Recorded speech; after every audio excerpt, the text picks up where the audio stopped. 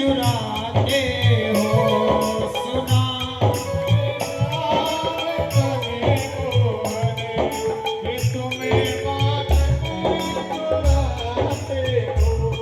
तुम्हें माखन खिलाने को तुम्हें माखन खिलाने को मैं मट्टी की साथ लाई हूँ। अरे रसिया हो मन बसिया मैं कितनी दूर से आई हूँ। तेरी मुरली की धुन सुन के मैं बरसाने से आई हूँ।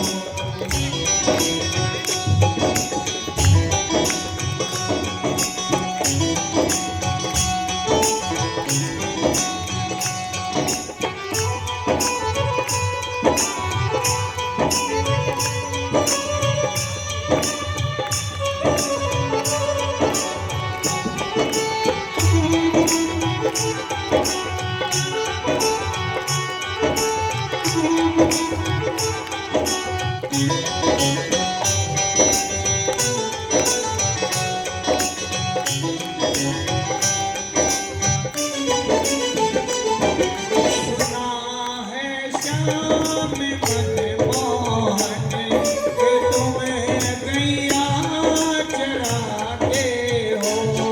सुना है श्याम मनमोहन कि तुम्हें गैया चराते हो। तेरी गैया चराने को तेरी गैया चराए को मैं ग्वाले साथ लाई हूँ। अरे रसिया हो मन बसिया मैं इतनी दूर से आई हूँ। तेरी मुरली के धुन सुन के मैं बरसाने से आई हूँ।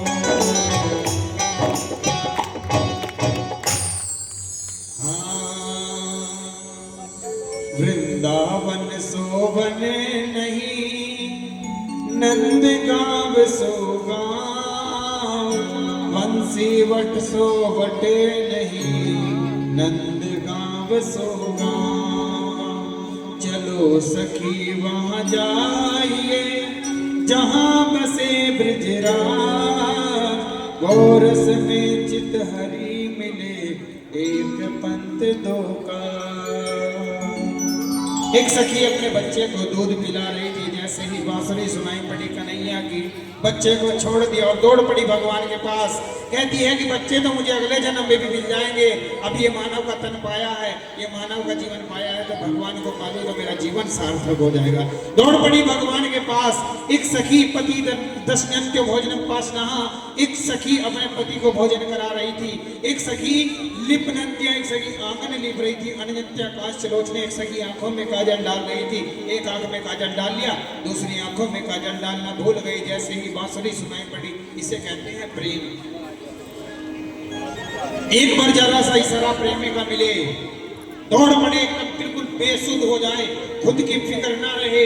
व्यक्ति तुम वस्त्र भरना वह कश्चित कथा वे हो। एक सखी वस्त्र पहन रही थी, वस्त्र कहीं का कहीं पहन लिया, उल्टे सीधे वस्त्र पहन लिए। दौड़ पड़ी भगवान के पास, भूल गई अपने आप को, भूल गई अपने शरीर को, मैं कौन हूँ क्या हूँ। देखो, जो भगवान के प्रेम में खुद को भूल जाए वही भगवान का प्रेमी है। आप खुद को तो छोड़ो, आप परिवार वालों को, रिश्तेदारों को, अपने धन दौलत को, कोठी बंगलों को, आप किसी चीज को भुला नहीं पाते। सिर्फ यही कारण है कि आपको भगवान अभी तक नहीं मिल पाए। बोलो हाँ। कहते हैं कि भगवान के मिलने में देर नहीं है, भगवान के मिलने में देर नहीं है, आपके सबरी के जैसा मिलने में देर है, बनने में देर है। क्यों? शबरी के पास कौन सी धन दौलत थी? केवल प्रेम। मीराबाई के पास कौन सी धन दौलत थी? केवल प्रेम। तुलसीदास जी के पास आपके जो सुदामा जी हुए हैं, सुदामा जी के पास कौन सी धन दौलत थी? केवल भगवान के प्रति प्रेम। इसलिए भगवान प्रेम के बल से मिल सकते हैं, हाँ या ना?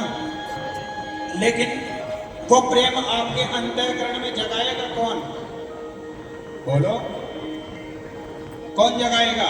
इसलिए कहते हैं कि जीवन में गुरु का होना अति आवश्यक है।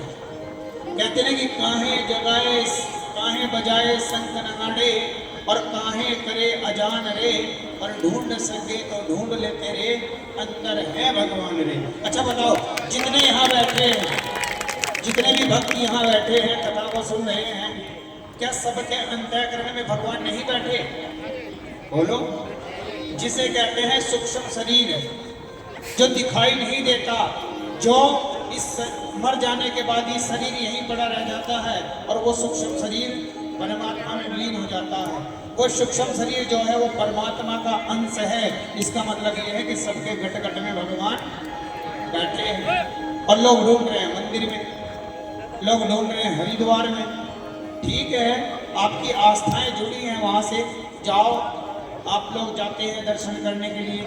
लेकिन भगवान तो केवल कहते हैं ना कि मिले ना मूर्त में, कहते हैं कि मैं ना तो मूर्त में मिलता हूँ, ना मंदिर में मिलता हूँ, ना उपवास में मिलता हूँ, मैं भक्त के विश्वास में मिलता हूँ। यदि आपको विश्वास है कि मेरे मन मंदिर में भगवान बैठे हैं, तो आपको भगवान का दर्शन हो जाएगा। आज तक आपको अपने मन मंदिर में भगवान का दर्शन क्यों नहीं हुआ पता है? क्योंकि आपके मन के दर्पण पर अभी अज्ञानता की धूल जमी हुई है, हाँ या ना? ये जो शरीर हमारा बना है, ये 5 तत्वों से मिलकर के बना है। 5 तत्व कौन कौन से? भा मतलब भूमि, गामिस गगन, गामिस आयु वायु, आफर अग्नि, और नामिस नीर। यानी कि 5 तत्वों से मिलकर के ये शरीर हमारा बना है, और 5 चीजों से मिलकर ही भगवान शब्द बनता है, आया ना? ये जो शरीर है, ये भी इस शरीर में भी वो भगवान समाये हैं, लेकिन वो दिख नहीं रहे। दिखेंगे कब? जब मन के दर्पण पर जो अज्ञानता की धूल जमी हुई है, जब वो साफ हो जाएगी, आया ना? इसका कहने का मतलब ये है कि आपके अंतःकरण पर, आपके मन पर अभी पर्दा पड़ा है। जिस दिन वो पर्दा हटेगा, आपके अंतःकरण में ही भगवान का दर्शन हो जाएगा। पहले के संत लोग, ऋषि मुनि कहाँ जाते रहे भगवान को पाने के लिए? मंदिर, हरिद्वार। कहाँ जाते थे? जंगल। कहाँ जाते थे? जंगल। जरूरी नहीं है कि जंगल ही जाना, जंगल में लोग इसलिए जाते थे ताकि एकांत में बैठ जाएं, कोई डिस्टर्ब ना करे, अपने आप को भगवान से जोड़ लेते थे, समाधि में लीन हो जाते थे। यानी कि भगवान का दर्शन अपने अंतःकरण में वो लोग करते थे। आप लोग भी करो, लेकिन उनके जीवन में गुरु हुआ करते थे। गुरु ने रास्ता बताया कि तुम तप करो, तुम्हें भगवान मिलेंगे। अब लोग तप, कौन तप करेगा? किसी के पास इतना समय नहीं है कि 1 घंटा पूजा में बैठ जाए। क्यों भैया? किसी के पास इतना समय नहीं है कि 1 घंटा पूजा में बैठ जाए, तो भगवान मिले कैसे? आपने हनुमान चालीसा आज सुनी, उससे पहले एक दोहा आता है। दोहा सबने सुना है, लेकिन उसका अर्थ किसी ने नहीं बनाया। हाँ, श्री गुरु चरण सरोज रज, निज मन मुकुर सुधार, भरणौ रघुवर विमल जसु, चौदायक फल चार, बुद्धिहीन तनु जानिके, सुमिरो पवन कुमार, बल बुद्धि विद्या देहु मोहि, हरहु कलेश विकार। श्री गुरु चरण सरोज रज, श्री गुरु के चरणों की रज से निज मन मुकुर, निज मन मुकुर, निज मिस अपने मुकुर मिस, निज मन अपने मन के मुकुर मिस दर्पण को सुधार, निज मन मुकुर सुधार। किससे? गुरु के चरणों की धूल से। इसलिए कहते हैं कि जीवन में गुरु का होना अति आवश्यक है। यदि आपने अभी तक जीवन में गुरु नहीं बनाए हैं तो समझ लेना अभी आपका जीवन शुरू नहीं हुआ है। कहते हैं कि जिसके जीवन में गुरु नहीं होता उसका जीवन जीव जंतुओं के पशुओं के समान होता है। इसलिए चाहते हो, अरे तुमने ये मानव का चोला पा करके यदि भगवान को ना पाया तो शरीर तो कुत्ता बिल्ली को भी मिला है। क्यों भैया? शरीर तो कुत्ता बिल्ली को भी मिला है। तो ये मानव का शरीर पाकर के भगवान को पा लिया जाए, इसी में जीवन की, इसी में मानव जीवन की सार्थकता है। लेकिन मिलेंगे कब? जब गुरु की कृपा होगी। क्योंकि ध्रुव जी महाराज ने भगवान को पाया तो पहले गुरु की कृपा हुई। गुरु कौन? नारद जी। मंत्र दिया ओम नमो भगवते वासुदेवाय। मीराबाई ने भगवान को पाया तो पहले गुरु की कृपा हुई, रैदास जी। सबरी ने भगवान को पाया तो पहले भगवान गुरु की कृपा हुई। सबरी माता के गुरु हैं मतंग मुनि। यानी कि जिसने भगवान को पाया है पहले गुरु को पाया है। हाँ या ना? आप लोग भी भगवान को पाना चाहते हो तो पहले जीवन में गुरु बनाओ। गुरु बताएंगे किस रास्ते पर चलना है, उस रास्ते पर चलो और फिर तुम्हें भगवान मिलेंगे। बोले भक्त वत्सल भगवान की। और भगवान के रूप में आपको 4 चीजें मिलेंगी, धर्म, अर्थ, काम और मोक्ष। लेकिन आज लोग धर्म को छोड़ करके अर्थ की तरफ दौड़ रहे हैं। अर्थ मतलब पैसा, सबको पैसा चाहिए, धर्म किसी को नहीं चाहिए। इसलिए पहले धर्म का रास्ता पकड़ो, अर्थ, काम और मोक्ष, ये तीनों अपने आप चले आएंगे। बोले वृंदावन बिहारी लाल की जय, सच्चे दरबार की।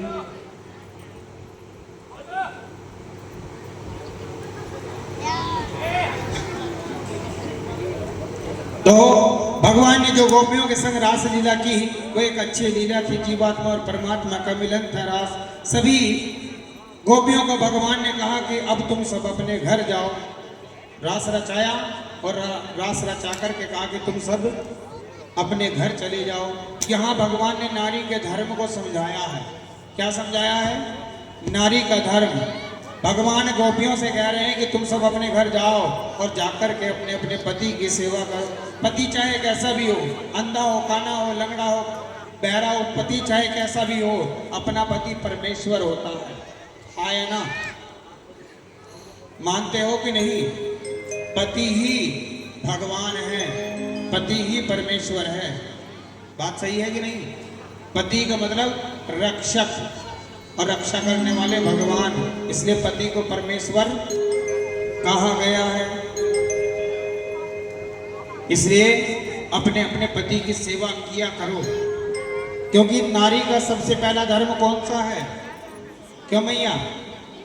आप नारी शक्ति बैठी हैं जिनका विवाह हो गया है, नारी शक्ति